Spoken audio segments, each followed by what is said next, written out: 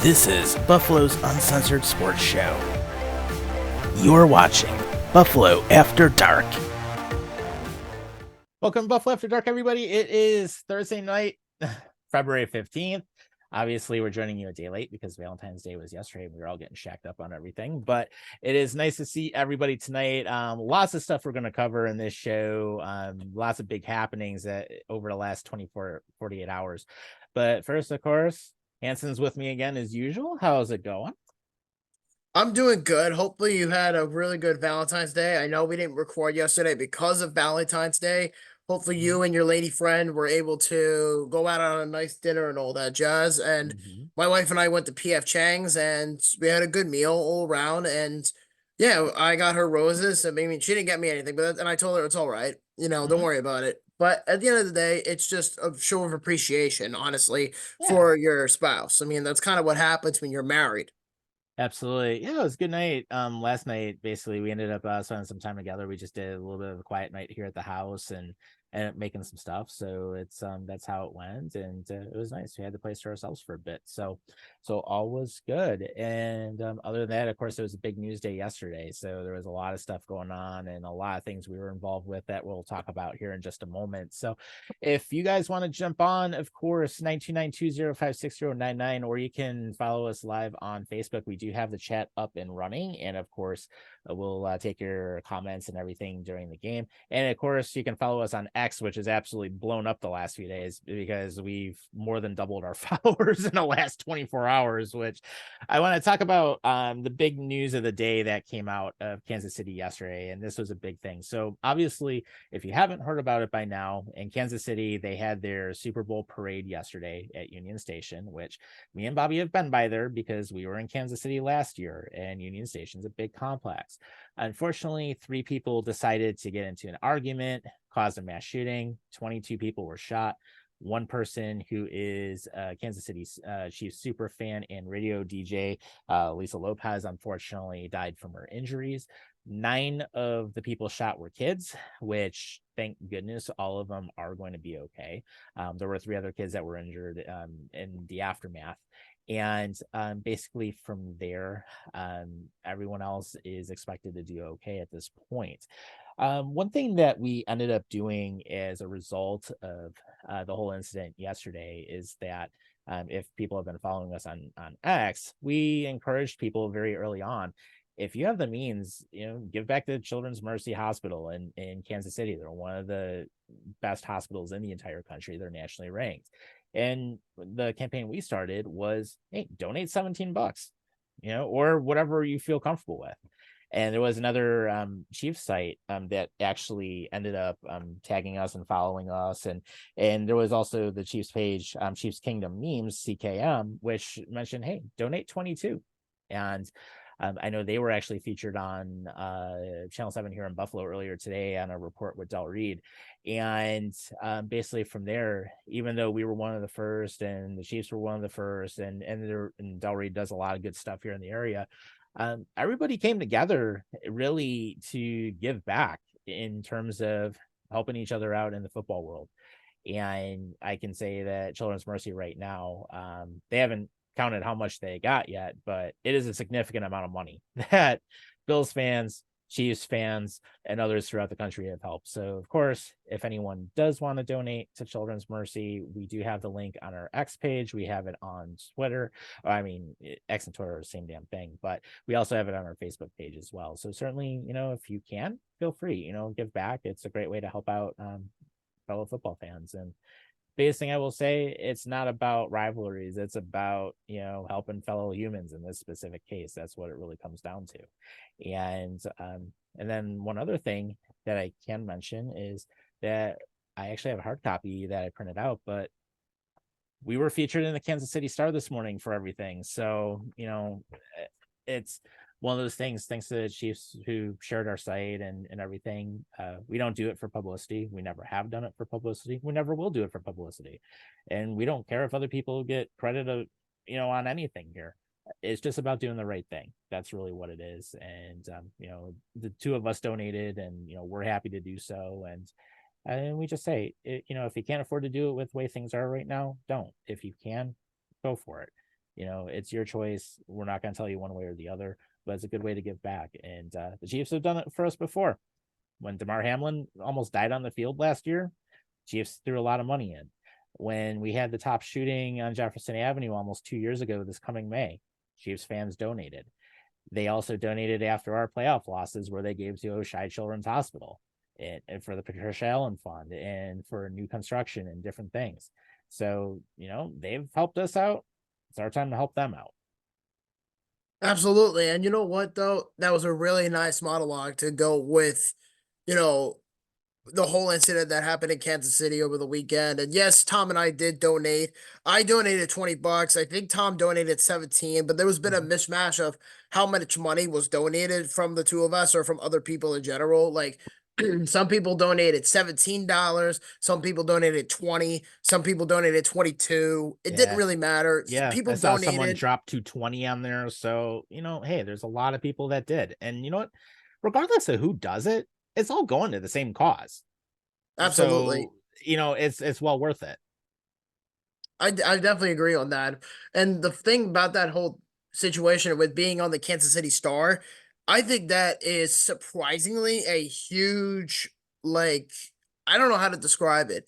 Like, it's like a huge, like, beacon of light because it shows from a human perspective of what we've been able to do to bring back to within the community. And we've heard stories about Del Reed, and he donated a good load of money. He's getting a lot of publicity in Buffalo about the event, and we're just two guys that just make videos or a podcast on the internet for free, and we don't really want any publicity, Mhm. but we're very grateful of the opportunity from the Kansas City Star. So whoever the writer was of that article, thank you, I applaud you. And I believe Mhm. too, Tom, correct me if I'm wrong, but weren't we also mentioned on Reddit from the Buffalo Bills We officially? were. We There you go. were. So So we're on the Buffalo Bills Reddit. So that was one of the things we were featured on. Kansas City Star was a big one. A page NP4L actually commented back, and he said, regarding our post, he said, do this instead of thoughts and prayers. And he was directing people on his page to donate using the link that we had. Chiefs Kingdom meme CKM, which was the page owner, was actually on Buffalo's 7 News Tonight. Well, actually earlier today. He actually has followed us and ended up retweeting what we did. So he got that out to like thousands of followers, which was great. And then there's also the Cover One podcast, which is run by Daniel Harms. He reposted and he followed, and even a mention with Angelica Contreras, the daughter of Paul Contreras, who actually tackled one of the suspects and prevented a lot worse stuff from happening. So, the fact that we're getting recognition, hey, it's nice that we don't need it. We've never been in the podcasting business to be recognized in this way. And honestly, it's something where we're just doing it because we're two guys that want to give back. That's really what it comes down to. We don't care about the publicity. We don't care about the recognition. We don't care about any of that stuff. And in fact, I've always thought of us as more of an underground podcast type media scenario, yeah. because basically the true followers will follow us, and that's what we're known for. We've always been an uncensored type of show where we have no rules on it. It's basically show up, have your take, and there you go. And if you don't And like it, tough shit, But exactly, that's how we've always operated. So it's a little different for us just with some of the recognition that we're getting now, but you know what, it's not a bad thing. And for those who have recognized us with what we've been doing, I mean, we appreciate it. It's we're just giving back. It's what we wanted to do in this scenario just because of what happened. And Bobby knows this. I mean, I'm basically, an acting dad to my girlfriend's kids, and it's the same thing. So I kind of took at it in a little bit of a way where it's like, if that happened to my kids, and I would hope that someone would be willing to give back if they needed to, and I'm glad we can. We're in a position we can. the bottom line is, though, is that Tom and I, for those who are listening, Tom and I just want to say from the bottom of our hearts, thank you very much for donating. It means the world to us. We don't ask for a lot, and this was just one of the few things that just happens to come up, and we did not expect to explode like it did in that one post. That one post has completely changed the identity of Buffalo After Dark and Horns and Hooves Entertainment forever. And Mhm. we are now in history in the state of Kansas and in the state of Missouri and Yeah. parts of Western New York and even in my end of the woods in Long Island. So when I told people that you and I, Tom, were doing the charity run for Children's Mercy Hospital in Kansas City, we were just like we're just been giving a lot of, we're very proud of you guys. You guys are really stand-up human beings. Mhm. You guys have done a lot. And I think though most importantly, it shows that how we can be compassionate human beings and we give Mhm. back to the community as much as we can. Now, granted, I don't make excuses for anything at all. I do what I do. I go where my people need me. And this is Mhm. exactly a situation where I felt like we didn't have to do it, but we both just felt that it was right. It was the Mhm. right thing to do. And for Chiefs fans to do it to us first since the top shooting from like a year and a half ago, 2 years ago, Yeah. and then Damar Hamlin with the whole thing that broke out about him. Mhm. So I think it was only fair that Bills Mafia was able to give back within the Mhm. community. And I'm just really, really Yeah. proud of what Tom and I have been able to do and what we were able to accomplish. And again, we're not asking for publicity. We're not asking for a lot. We just want to just show our gratitude to the situation because I know a lot of people are hurt right now, which is understandable. Mhm. But at the same time, just want to let you guys know we did everything we can with this, with this charity run and donations and everything like that. And our thoughts and prayers are within the families of those who've been victimized. Yeah, 100%. And it just the turnout was unbelievable. I mean, I think last night in the first it was like the first 90 minutes. I mean, we had almost like 2,000 people following or something crazy. It was That's insane. nuts. And we had at least at last count, I mean, we had more than 35 people that donated off of the link that we had on our Twitter, and there's a bunch of people that shared it. I mean, then of course it got picked up by Kansas City Stars, one of the tweets, which some of the people that were tagged off of what we did, and they did stuff on their own, and they got recognized also. So it's something where you do it for the right reasons, and like I said, it's not for publicity. I don't give a shit about publicity. I Me really neither. don't. I don't I'm either. totally fine just, in the media underground like we are, and we just do the podcast for fun. It's Well, really Tom and I, more, well, I yeah. was gonna say, Tom and I both said in the past that we're not that special. We're just two people who make videos on the internet for the people and that follow hockey and football. Because Buffalo After Dark is really for the people. That's really what it is. Because there's not a lot of media outlets in today's day and age where you could go out and say what you want to say. And we're just very blessed to be one of the few people Mhm. in the platform, at least, to kind of have people exercise the rights to speak of how they feel about the situation Mhm. in terms of like injuries and sports and tragedies like this. Like, I'm not trying to get political or go on a trend here, but I just wanted to straightforward say, like, we want to give people that chance. And I think it's only fair that people are given an opinion and a voice based on that. Mhm. So I think with Horns and Hose Entertainment, and a lot of people are acknowledging that post, I think it shows that there's more than just football or just sports in particular. I think it shows that people can get together. And there's an old saying, and I remember reading many years ago, is that tragedies bring people together. And They do. that is not a truer statement than that. And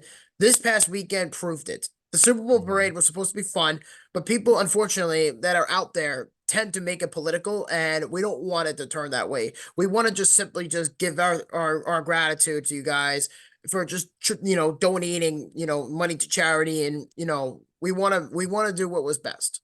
Yeah, absolutely. And the two of us were in Kansas City last year. We actually got our first ever trip to Arrowhead. We went to see the Bills play the Chiefs. Bills won in that case.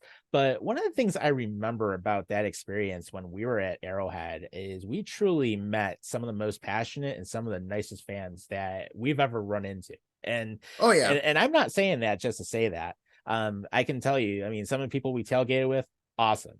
Uh, I Uh-huh. remember even after the game, they were about to lock up the lot. We were having to chat with a Chiefs fan for almost 2 hours. Like a Chiefs super Just, fan, yeah, basically. talking football. And we were talking about everything in general.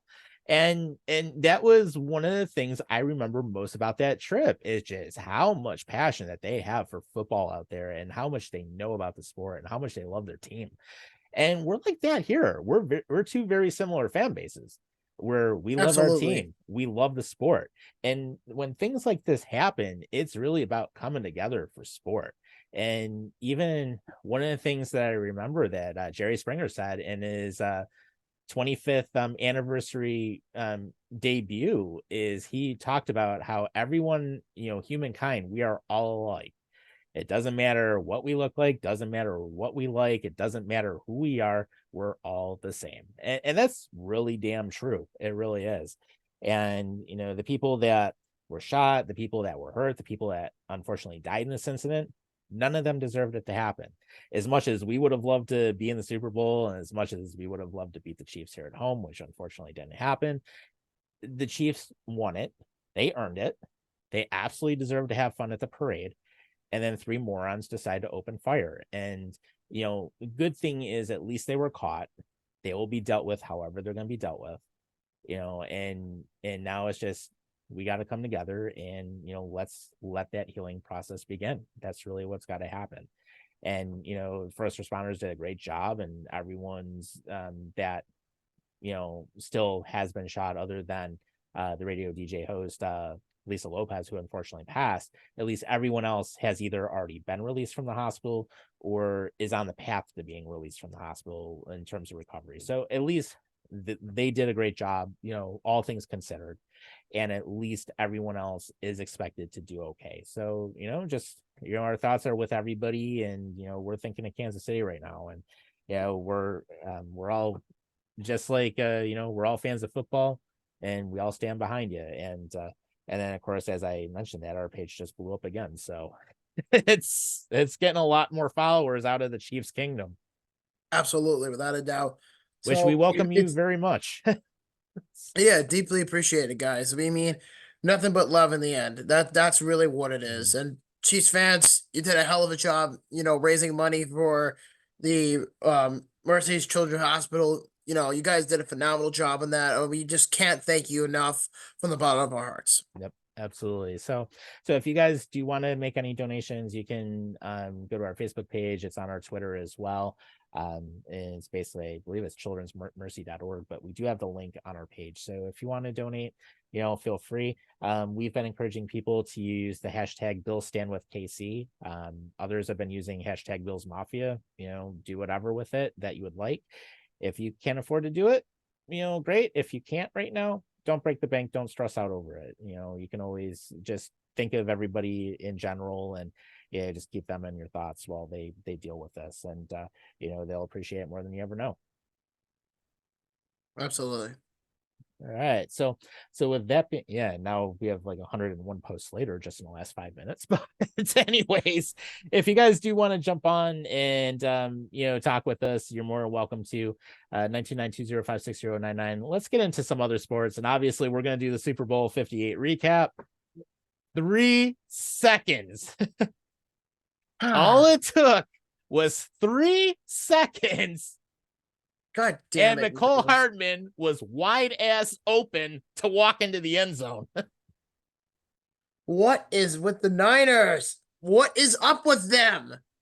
Fucking Christ, dude. Like, Oh, oh my God. Like, why? All you had to. Where do we even begin with them? Yeah, and sorry, Chiefs fans, we did on the show last week pick the Niners to win, but We you guys all showed picked the Niners to win. Right.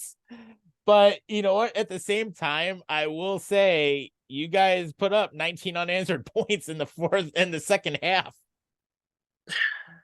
I mean, I did bet on this game and I did walk away with $170. And I bet it on two things. I bet it on Christian McCaffrey to score at any time during the game, which he did. I stayed corrected on that. Yep. So that's number one. The other one too is I also betted on the Chiefs to win by plus 2.5, and they did. So I was banking on them to lose, but then somehow I won double the money that I originally did. So kudos to me. Give myself a pat on the back. But at the end of the day, I don't even know where to begin with the Niners. Let's start from the very beginning because I think it's only appropriate. So the first quarter was borderline boring. There Yeah, was it no was tied at scoring at 0, which is the yeah, first time in God knows how long that's happened. yeah. So borderline boring, no scoring at all. It was all defense. Patrick Mahomes looked like shit. Brock Purdy didn't really do a whole lot. Christian McCaffrey on San Francisco's aspect was doing most of the heavy lifting anyway because Brock Purdy does not have an arm, and I've said that in the past. I'm not a Purdy fan, Right. and people champion him as this franchise quarterback. Right. And you have to think about it this way too. Kittle, Warner, they didn't really do much. Ayuk didn't really do much in the first quarter. It's like the people that you would expect to go off were non-existent. No.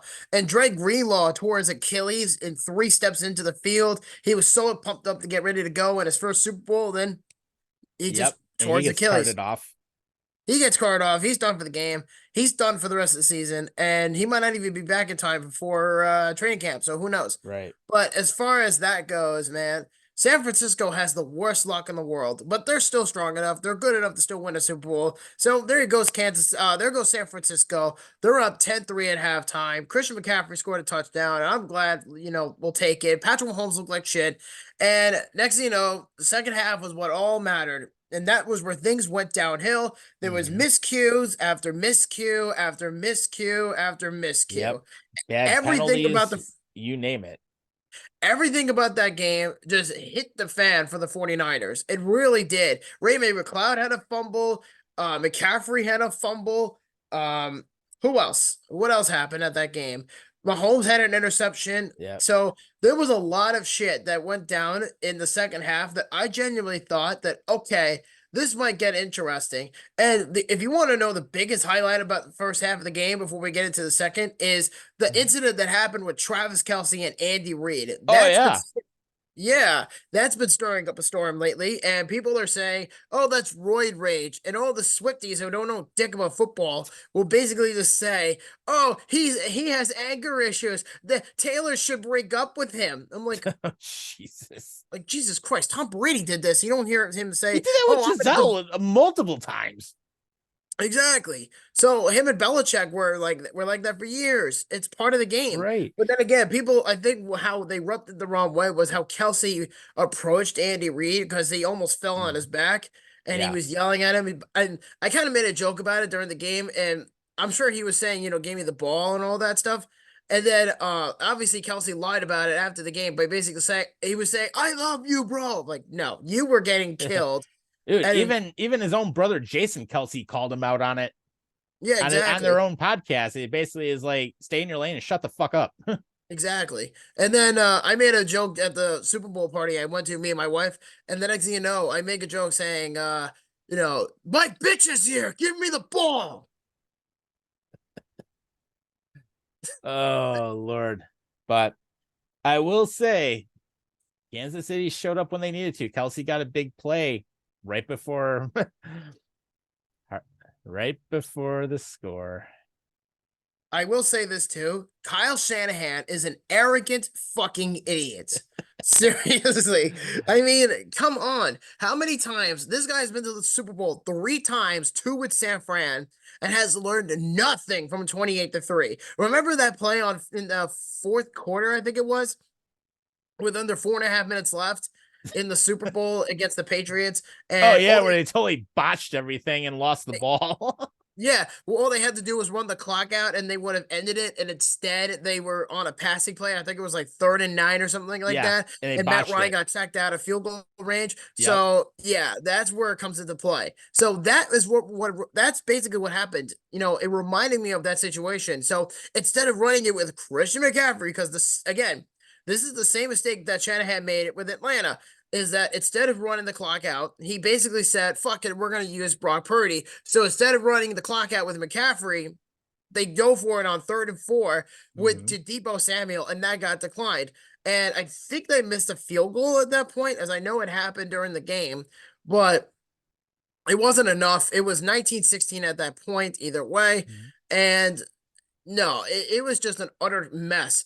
And then things got a lot worse. All they had to do was stop, Travis Kelsey, and they did.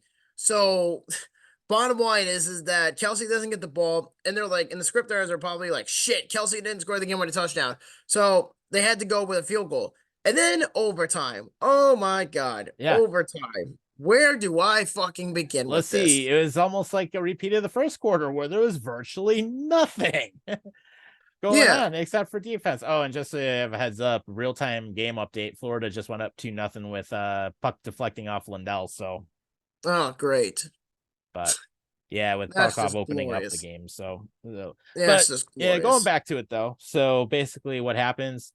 San Francisco get the field goal early on. Okay, no problem. Kansas City get the big play to Kelsey. 3 seconds left. What happens? McCole Hardman does a nice shift on the line, throws San Fran off where vision was completely bad. And basically, he just walks right into the end zone. Easy throw. I mean, I don't even know where to begin with this because San Francisco was doing everything right in their own right to basically stop the Chiefs. They only had to make was one stop in the Super Bowl and they would have won it. Mm-hmm. All it took was 3 seconds, and they leave McCole Hardman wide open for the game-winning touchdown. But the main issue I had with all this is I honestly don't believe them for it. Is the 49ers themselves made the claim that they quote didn't know about the new overtime rules in the Super Bowl. I'm That's like, not you possible. The new no, you're overtime right. rules have been around for the last 2 years, ever since we made a shit ton of problems about it. Yeah, really. And then it gets even worse. So this was really on Shanahan for not preparing them for it. Exactly. And it was on their defense for not preparing for the possibility that Hardman could shift and cause basically that stunt move to happen, which he did, which, by the way, Steve Wilkes got fired today. So that's another thing that ended up happening. Oh yeah, that too. I mean, Steve Wolf's got fired for what? I don't think he deserved to get fired, to be honest with you, because he did a phenomenal job with the 49ers. I don't know why they fired him in the first place. Yeah, it made no sense because I mean they contained KC pretty effectively, at least through most of the game. I agree. I mean, again, the 49ers, do I think that we'll make it back to the playoffs again? Yes. Do I think they make it back to the Super Bowl? No. I do not think they're It'll going to be go a back to the Super while. Bowl. No, not for no. At this rate where the 49ers are at, I don't really know. I mean, yeah, like they have a very good team, but they had their shot. I genuinely feel like Yeah. that if they were to just move on from Purdy and they actually got somebody that's actually reliable, Mhm. maybe they would have won the Super Bowl. I would say the one with Jimmy G was probably more reluctant than the one with Brock Purdy. Even at Yeah. that point, Purdy didn't do jack shit in the Super Bowl. Mahomes didn't either. And Mahomes had to be the one to carry the team on his back. And sure enough, they get into field goal range, they get into the end zone, they score the game winning touchdown. Final score was 25-22. Patrick Mahomes becomes MVP, yada, yada, yada. And then the rest is history. And actually, a real time update. Sabres are very lucky that Montour didn't score on that play just now because it went right off the upper crossbar and like just barely stayed out. At this point, I am not even remotely excited about it. I know for Yeah. a fact they're going to lose to Florida. They're just really good right now. Yeah. It is not good. It is not good. Yeah. But But the bottom line though is the 49ers just I'm not gonna say they got clapped because they did go to overtime in the Super Bowl, but yeah, it's like they broke. looking back on it, why didn't you force KC to take the ball first? Right. Exactly. And Like maintain that second possession. that was very stupid. That was really, really stupid Mm-hmm. on San Francisco's end, Yeah. honestly. Maybe that was what cost them the game. And Shanahan, like, and I've said it before, he's an arrogant fucking idiot. And he didn't even try to use McCaffrey. He was so insistent of using Purdy, and his own arrogance got so bad that Brandon Ayuk had only 3 receptions in the Super Bowl. And It's a non factor, and he's one of your best players. yeah, and you have all this talent, and you still can't win the big game. Yeah. Well, we know changes are coming. So, Oh yeah, I mean Wilkes is already gone. Ayuk might get traded, so we don't really know what's gonna yeah. happen. And we're And not they gonna might know. have I'm other not, salary cap issues that they have to deal with. So, who oh knows? yeah, and they're gonna have to pay Brock Purdy. They're gonna have to pay George Kittle. They're gonna have to probably restructure McCaffrey's contract. I assure Yeah. you. Kittle was almost a non factor, too, just thinking about it. Yeah, and there's been rumors lately that Brandon Staley might be the new 49ers defensive coordinator. I don't really know what's going to happen, but the 49ers desperately need a new defensive coordinator. I don't Mhm. understand how changing it from Wilkes to somebody else is going to change anything for next season because Yeah. the NFC to me is only going to get stronger. The Phillies, I mean, not the Phillies, the Eagles might make a bounce back year. The Cowboys might get better. We really don't know. Right. They The just hired Pack, Mike Zimmer. yeah, there you go. And then Mike Zimmer got hired. We talked about that last week. And then the Vikings, they might get it younger with a new quarterback. We really don't know about any of this stuff. So Mhm. it's impossible to figure out what exactly is going to happen. We really don't know anything about it. Yeah. And time only will tell. But then real quick before we go into the break, Justin Fields trade speculation is heating up because there is the possibility that the Bears may be looking to move on from him. The whole Jet Field things is so interesting to me because there's been one piece that I heard lately from Adam Schefter. He said that the Chicago Bears are entertaining the idea of not only keeping Justin Fields, but they're open to the idea of drafting Caleb Williams as well. And I said, there is no chance in hell the Bears would actually be that stupid to do that. I don't see it happening. I think the Bears, if they're serious about drafting Caleb Williams, they're gonna have to trade Justin Fields like now or Yeah. in the next few weeks. Well, hey, Pittsburgh needs a QB because we all know Pickett's not doing much, and they got rid of Mitch Trubisky. So, Yeah, the Steelers need a quarterback. The Falcons could use a quarterback. Atlanta's one of them. Mhm. I think the Raiders are in there too. They need a quarterback. The Patriots need a quarterback. Yeah, So there's Patriots plenty are of in options. desperate need of a QB because Mac Jones ain't the man. No, definitely not. Don't count out the don't count out the Easily. Vikings. Right. They might need somebody, especially with their situations. So Yeah, so we really don't know what the trade mill is yeah, going to look good like in the old Kirk offseason. But Cousins. I mean, personally as a football fan, I'm personally excited to see who comes, who leaves, who goes, who gets traded, this and that, who gets all this money. Things like, typical offseason stuff. So we really don't know what the outcome is going to be yet. Yep. Only time will tell. And the draft's not going to be that far out. So we'll talk more about that as we get going. But with that being said, first half hour went by real quick. Stay tuned for the second half. We're going to get into hockey coming up. So stay with us. We'll be right back. I'm Tom Wujek, co-host of Buffalo After Dark. Founded by Matthew Keeler, Dishin is a Buffalo-based fashion label focusing on continuous experimentation in hockey. Their work consists of products, content, and experiences that inspire creativity. Playful curation provides energy that sparks a unique perspective and an ideology around seeing the game differently. Now you can save. Log on to justdishin.com and use promo code WUJEK at checkout. You'll save 10% on all of your purchases. That is spelled W-U-J-E-K. Dishin has built an influential following devoted to the infusion of creative expression through high-quality goods and tasteful collaboration. If you love creative products that push the boundaries, check out Dishin. Visit their website at justdishin.com.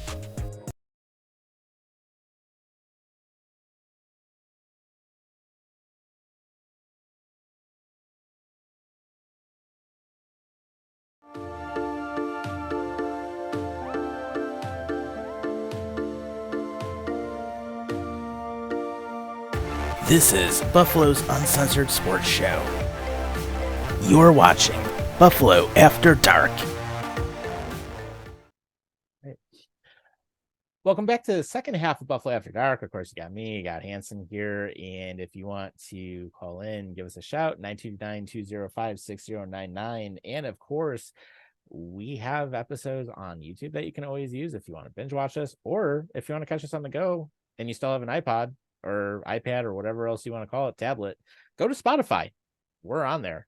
And of course, you can watch Pick'em Tuesdays as well. So with that being said, let's talk about it. The NHL Stadium Series is coming up, and this man right here on my opposite side is going to be there. Yeah, so to give you an idea of what exactly is going to happen, I am going to be going to the Stadium Series on Saturday, February 17th in 2024, this coming weekend. I'm leaving tomorrow morning for the Meadowlands. I'm staying over at Rob Jesus' house, our co-host. I'm staying with Yeah, him where for the one hell is night. Jesus anyways right now?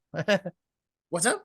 I was gonna say, where the hell is Rob Hazu anyways? I don't know, probably jerking off to his PlayStation 5 or something like that. Because he just got a brand new PS5, not even like 3 days ago.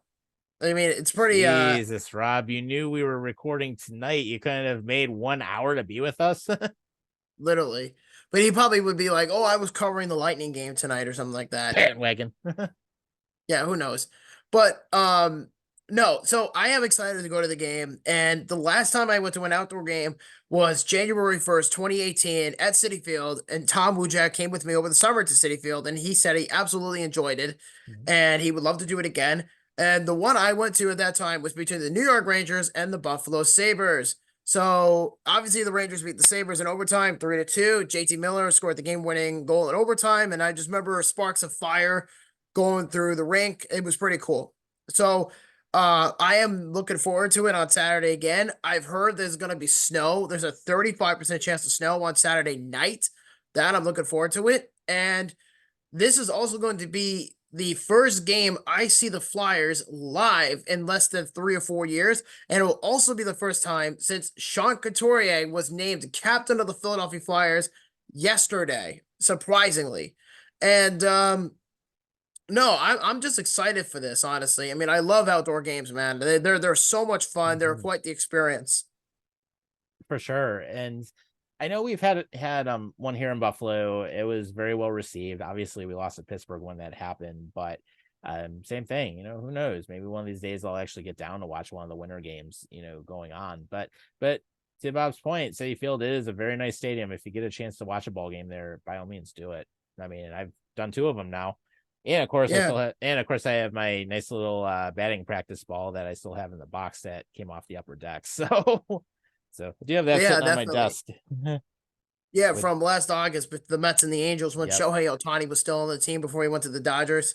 Yep. And I scared the shit out of you in the twin turbo hurricane Jeep Wagoneer with Good that with time. the 420 horsepower twin turbo inline 6 boost. Yeah, good times. But no, Yeah. Oh, I missed that truck.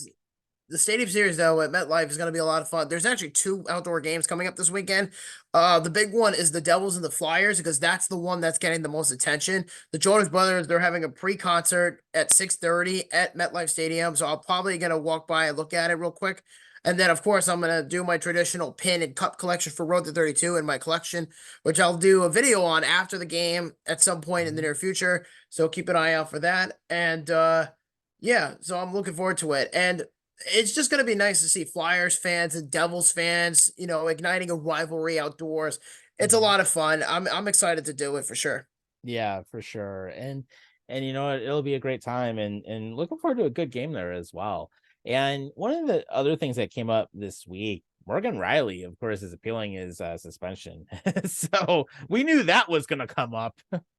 Yeah, and even John Tortorella is like, this whole idea is just dumb. It's old style hockey and whatever. But then again, I guess it's so out of context with that report with Morgan Riley hitting Ridley Greig and all that stuff. Mhm. So I think he really got bitter about losing. I mean, don't blame him, for committing his actions. Blame yourself for playing on an incompetent defensive core and bad goaltending. Like, yeah, Toronto's a good team, but it's like, holy shit.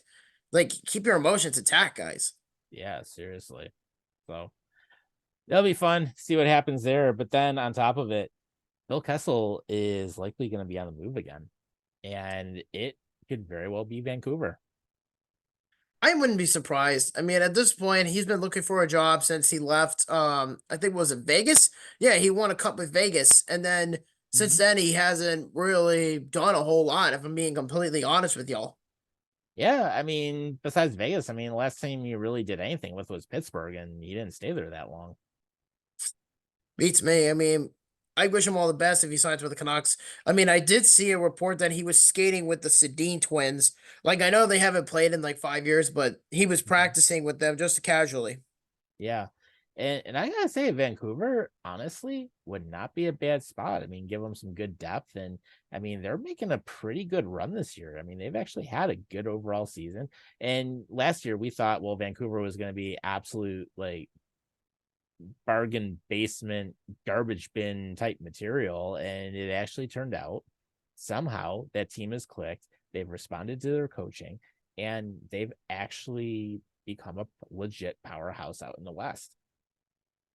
Without a doubt. I mean, see, the thing about Vancouver is last year they were selling, and obviously they sold Bo Horvat to the Islanders, and then obviously they got a first round pick for that. They flipped it to the Red Wings from Phil Hronik, and then whatever reason they completely 180 their entire offseason and they made Mhm. moves like they appropriately should have done. Rick Tocchet is really coaching them to their system, and I think adding Phil Kessel as like a veteran, rental player, I don't think that would be such a bad idea.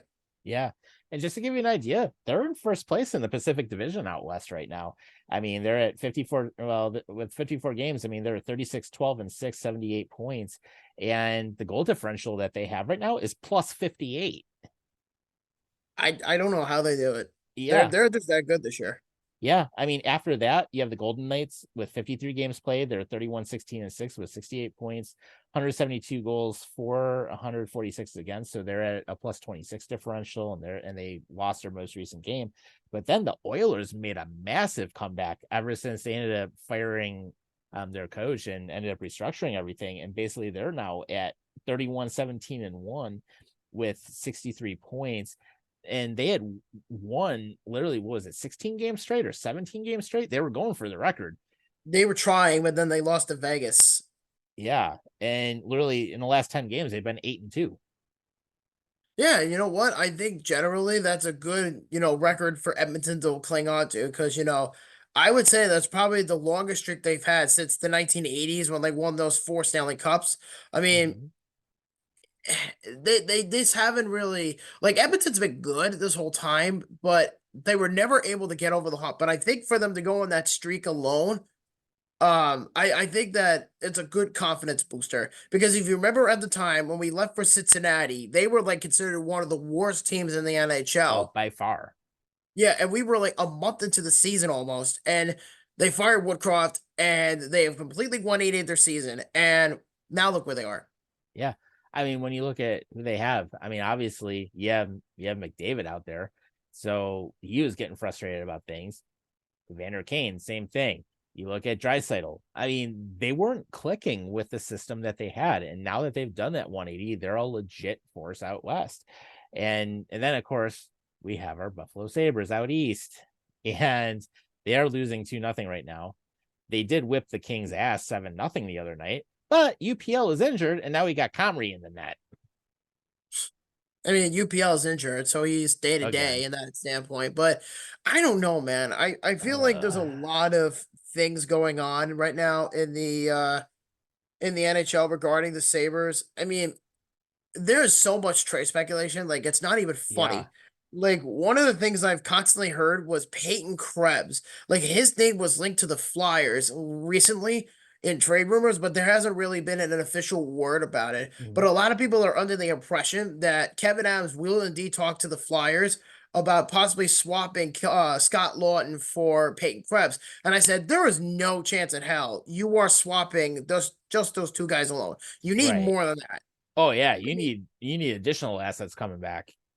well, I mentioned last week, about the whole middle stat speculation, Mhm. and again, that was just speculation. I don't have full, concrete proof of that, but there's been a lot of chatter about the Sabres not paying Casey Middlestad, and it's gotten to a point where Kevin Adams had to make a declaration that they were quote going to pay him, and they were quote not going to trade him, but they're listening. So it's one of those situations where it's you either pay him or you trade him. And I can't even tell you where to meet in the middle because there's like so many speculations about the situation. Like teams, like I mentioned, teams like the Ducks, I've heard they were interested in Middlestad.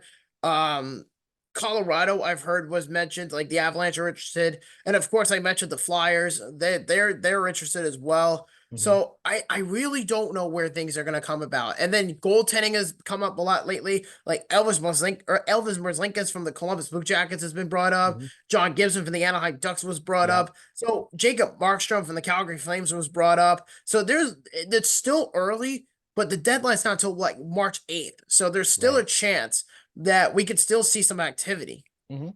Yeah, and then on top of it, then of course supposedly we have scouts at the Blackhawks game tonight. So Two of there them. may be, so there may be some possible options there. I mean, Olofsson has come up in a couple scenarios about possibly trading him as well. So there's like so many different ways that this could go. But right now, with 52 games in, the Sabres are 23, 25, and 4. They have 155 goals for, they have 160 again, so they have a -5 differential. And yes, we have a 1-game winning streak. I mean, right now, UPL, it's a minor injury, but here we are. We're injured again. Mhm. And of course, Levi's in Rochester. But I have to ask the question again. And I know Andy, when he's been on, he absolutely hates Comrie. And I Well, absolutely can't stand him. And Comrie's not even a good goaltender. It's like, why would you not try to make a move in the offseason, unload Comrie, get rid of him, and get a decent goaltender in return, especially since Gibson was available in the offseason? Well, I think the only reason why they didn't do it was because of Gibson's contract. Because if you look at his contract, I think he has at least 4 to 5 years on his current deal, and he's making, I think, 6.5, maybe 7. As I remember, he was originally making 8, so his number might have went down since he Yeah. burned the last few years of it. Still an insane number, though. Yeah, I get it, but it's like you have like the Sabres at this point now, and just now we're coming to the realization that they're going to get aggressive. Why didn't you do this in the offseason? Like, that's the part I don't Exactly. understand. Exactly. I don't get it.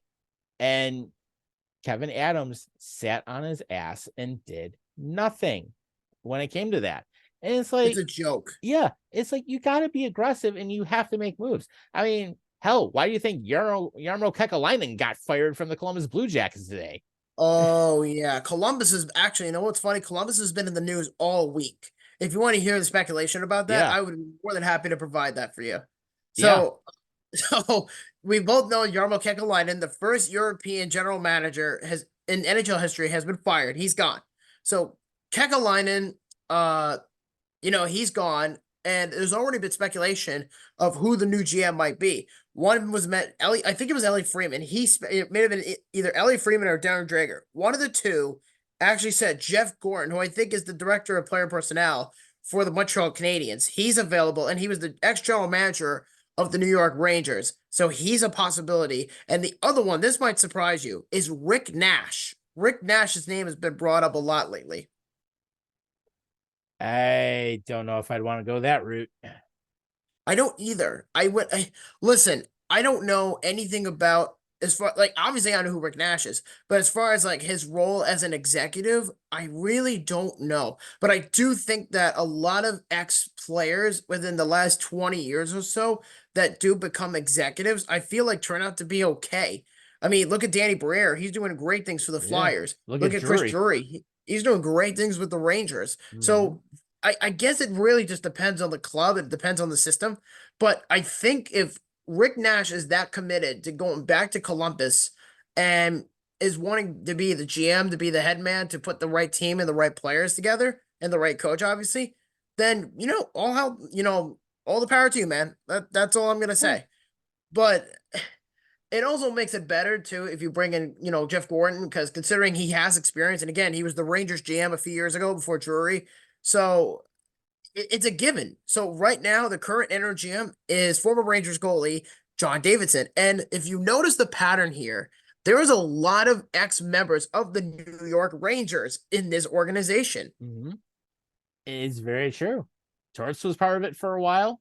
Now you have Davison in there. Yeah. And if you go back to the Rick Nash trade from like 12, Mm-hmm. 13 years ago, Yeah, yeah, that was he was was a from there. doozy. Yeah, Yep. Rick Nash, he was traded from Columbus to the Rangers. And then you had guys like Artem Anisimov, Brandon Trubisky. Um, who else was in that deal? Do you remember? Uh, Shit. I couldn't even tell you. I'm trying to think off the top of my head. I can't even think of it. But either way, that's irrelevant. But as far as ex-Rangers going to Columbus, it's not a bad idea. I mean, it's worth a shot. I mean, if they're willing to make Rick Nash the GM, far away. But Mm-hmm. they have to also bank on him for the next 3 years to turn the team around. But I don't know if he'll do it. I don't think he's Right. interested, but who knows? Yeah. I mean, I don't know what'll happen, but I mean, it's got to at least light a little bit of a fire under Columbus at this point. I mean, because Kekalainen, I mean, he hasn't really been that impressive. I remember the one thing we made fun of in the NHL draft a couple years ago when Kekalainen decided to draft Yegor Chinakhov, who was not even on the top 200 on the I list. remember that. And we were like, where the hell did this guy come from? And he's unranked. Yeah, remember paying $7 million per year to Johnny Gaudreau and thinking that was going to help him win the Stanley Cup? Yeah, and instead it like went down in flames. Yeah, seriously. Like, I bet you Johnny Hockey's regretting going to Columbus. Oh yeah, he's got to be regretting it, and it's just absolutely crazy. Some of the stuff that he did. I mean, it's like I know you can model a team after certain teams, but come on, Kekalainen, you basically put your team in hell for at least a few years. And I think he rightfully deserved it. And speaking of Columbus, so you want to hear the most ironic thing about this whole thing Mm-hmm. is the day that Kekalainen gets fired, there's a rumor going around that the Columbus Blue Jackets are going to be hosting an outdoor game next March in 2025 against the Detroit Red Wings at Ohio Stadium, where the Buckeyes play. Ooh, that'll get a lot of people there. Absolutely.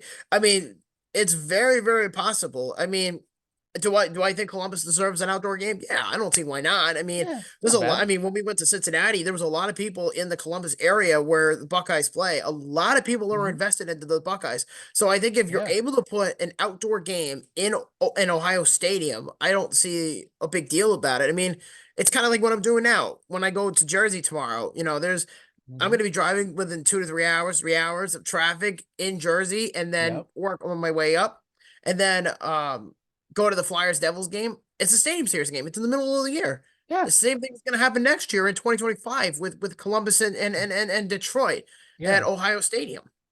Exactly. And we went through Columbus actually on one of the days we were in Cincinnati. So I mean actually well we drove through Columbus to get to Cincinnati and we drove through to get back to where we live, but we also spent part of the day in Columbus when we ended up grabbing like dinner after the fact we went to the Hall of Fame and all that stuff in Cleveland. So, Columbus is a good market. I mean, it'll do well. I'm pretty sure of it.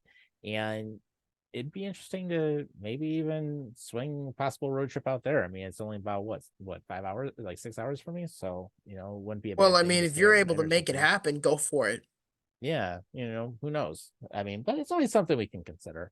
But Absolutely. yeah, but it'll be interesting to see what happens with that specific story. And then really we're down just the last few minutes left. And one of the big things that I know you wanted to bring up was the CHL lawsuit.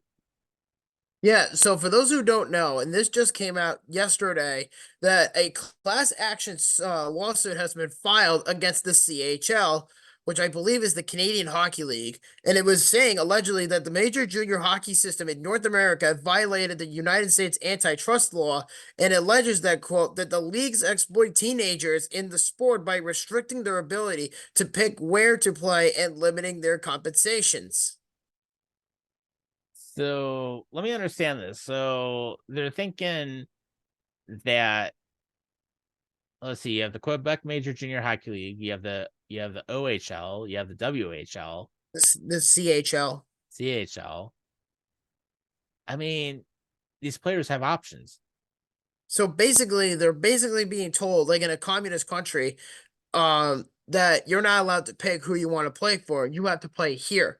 And it's apparently against the antitrust Canadian US law regarding regulations of based on sports, for junior players and things like that. So it's kind of like saying in free agency, it's the option to go wherever you want. And if someone told you at that age, in the age of 17 through 19, that you're not allowed to go pick whoever you want to play for, that's basically, you're violating the rights as an individual to go play for another squad, but because you're under a contract or something like that, unless you like request a trade or something like that. But no, it's very interesting, and there really hasn't been any further development about it because Darren Dreger mentioned it very, very briefly. So I'm interested how it plays out. But one of the players that this actually attached to why I brought this up to begin with was Matt Savoy. Matt Savoy was brought up as the top tier guy because he wanted to play outside of Winnipeg, I believe it is. That he wanted to play for the Winnipeg Ice or something like that, and he's playing on another team in Nova or something like that in Washington State, and he wanted to go someplace else, and the CHL told him, "No, you're staying where you are." and it violated his rule of right to basically say, I want to be traded someplace else. I mean, yes, you have options, but at the same time, I mean, it's got to be some flexibility, I would hope. There has to be, but unfortunately, I know every league doesn't work the same way as like any traditional system, but people do take it into account about the whole thing. So it's like, well, if you're gonna have like a 17-year-old playing on a junior team, you may as well just let them play, if they feel comfortable. And unfortunately, some people just don't look at it that way. They just say, fuck it, we're gonna just do it whatever we want. Right. And then we run into issues where you have players that are not happy with it, and that's how it all works out. And real quick, shout out to Caitlin Clark, who is now the NCAA women's basketball all-time record scoring leader as of tonight. Oh man, congrats to her. So absolutely, so awesome job there. But yeah, it'll be interesting to see what happens with this whole antitrust lawsuit garbage and see where it goes. Yeah, and the other thing I should mention as well about this lawsuit case is that 8 of the 60 teams are United States-based teams. Only 8 of them out of 60 in the CHL, or just in the Canadian League, basically. So, really, if anything, I don't know. It's such a really interesting like conversation to be brought up upon, considering that a lot of players are in this shipwreck. You know what I'm saying? And to give you an idea, from Tisha Thompson from ESPN, in the headline, it's called Lawsuit, Junior Hockey Violates Antitrust Law. And it says, quote, a union representing the junior hockey players is suing the NHL, the CHL, and its affiliated junior leagues and clubs, alleging the development system for professional prospects violates the antitrust laws. The North America division of the World Association of Hockey Players Union said in its class action filing that hockey's professional leagues operate what is called a cartel, allowing a systematic exploitation and abuse of junior players. And the lawsuit was filed Wednesday in the U.S. District Court of the Southern District in New York. And the lawsuit names the Ontario League, the Western League, and the Quebec Major Juniors and the CHL are all the members of more than 140 member clubs are connected to the NHL and its major leagues. So basically, it stated, quote, we have just been made aware of the complaint by the WIPO, WAIPU, an organization that has not been certified to represent any CHL players, that the CHL said in a statement, until we can thoroughly review the documents, we are unable to provide comment as to legitimacy of its contents. And the NHL also did not immediately respond to the request of command. Shocker. So basically, the players, like I mentioned before, they're basically being treated like shit because of U.S. and Canadian regulations. And of course, you know what they're going to be? They're like, oh, nothing to see. Move along. Nothing to see. Yeah, it's pretty shady. Yeah. But what are you going to do? Yep. Very true. We'll see what happens. But other than that, in the third period, nothing new with the score right now. It's still 2-0 with Florida leading the Sabres. Barkov and of course, who did I say was the second goal scorer a little while ago? What's up? Who did I say was the second goal scorer for Florida a little while ago? I think you did. Well, you said the first one was Barkov. Barkov was the first one. Yeah, Barkov was the first one. Then you said, and actually it was given to Carver Hagee. The second one was Anton Lundell. Okay. All right. I just forgot like who I was mentioning there for a moment. So yeah, no changes to that. But in the meantime, we'll go ahead and we'll wrap up. And it's been a quick hour, and I know we had a lot to talk about, especially in the first half of the show. And of course, for all the new people that are following us and joining us for the first time, we appreciate you following us. We hope our show gives you a little something that help you feel a little bit better in the day, and we try to entertain a little bit as well. But with the Chiefs, just stay together, stay strong. You're going to get through it, just like we were able to get through it when it happened here a few years ago. And biggest thing we can all do is we just come together in the name of sports, and we support each other. So we're glad to be standing alongside you, and we'll do what we can. But in the meantime, I can't think of anything else to say. So with that, thanks for joining us. We'll be here next week as always, And of course, take care of yourselves and each other. We'll see you next time. I'll see you Wednesday.